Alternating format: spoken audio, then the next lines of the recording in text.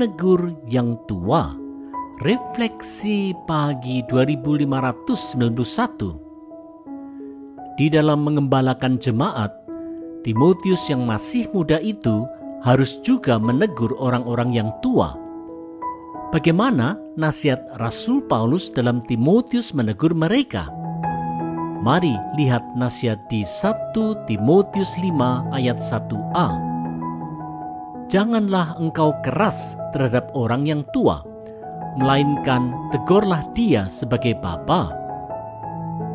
Saudara-saudara, walaupun Timotius adalah pemimpin muda di jemaat, ia tidaklah boleh membiarkan pelanggaran atau penyelewengan terjadi, termasuk pada orang-orang yang tua.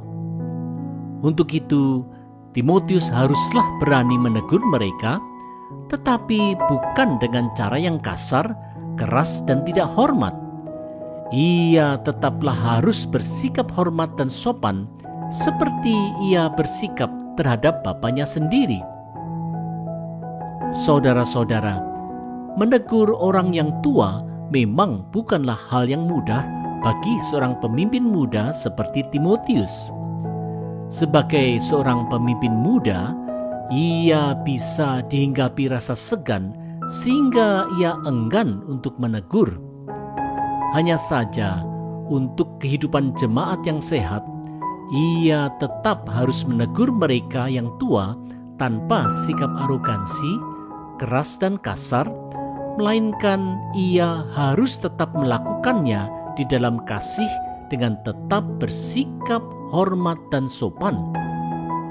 Hal ini sejalan dengan ciri-ciri kasih di 1 Korintus 13 ayat 4 dan 5, di mana kasih itu tidak memegahkan diri, tidak sombong, dan tidak melakukan yang tidak sopan. Marilah kita mencamkan petunjuk ini dalam menegur orang-orang yang tua di dalam jemaat.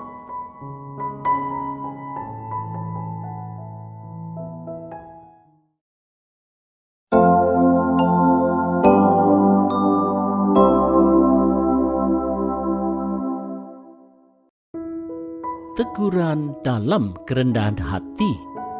Refleksi pagi 2592. Timotius adalah pemimpin muda dari jemaat Efesus. Bila ada permasalahan pada sesama anak muda dan ia harus menegurnya, bagaimana seharusnya teguran itu dilakukan? Mari lihat petunjuk Rasul Paulus di 1 Timotius 5 ayat 1b. Tegurlah orang-orang muda sebagai saudaramu. Saudara-saudara, walaupun Timotius bukanlah seorang pemberani, tetapi sebagai pemimpin jemaat di Efesus, ia tetaplah harus berani untuk menegur orang-orang muda yang tidak berbeda jauh umurnya dengan dia. Hanya saja, Timotius haruslah melakukannya tidak dengan cara yang sembrono dan sombong, tetapi ia harus menegur di dalam kasih persaudaraan dan kerendahan hati. Inilah sikap yang harus ada dalam diri Timotius. Saudara-saudara, menegur sesama anak muda karena sebuah tindakan dosa di dalam sebuah jemaat atau persekutuan orang percaya memang memerlukan keberanian yang disertai dengan hikmat. Kalau tidak, alih-alih ada pertobatan, malah bisa timbul kemarahan dan perselisihan. Teguran yang berlandaskan kebenaran yang disampaikan dengan cara yang salah dan tidak bijak bisa justru akan menimbulkan permasalahan yang berkelanjutan.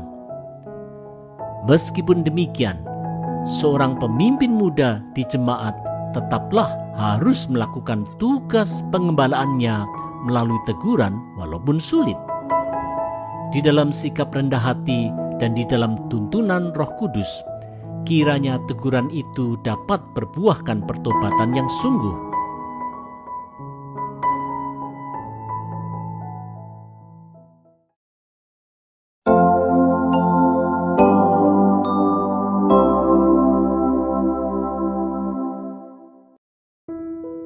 teguran di dalam kasih murni.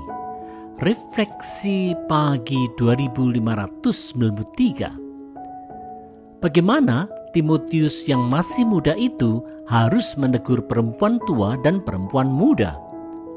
Rasul Paulus memberikan petunjuknya di 1 Timotius 5 ayat 2 untuk menegur perempuan-perempuan tua sebagai ibu dan perempuan-perempuan muda sebagai adikmu dengan penuh kemurnian.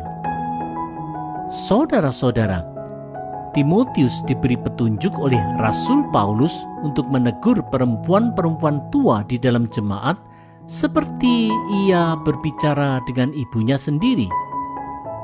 Demikian juga dengan perempuan-perempuan muda.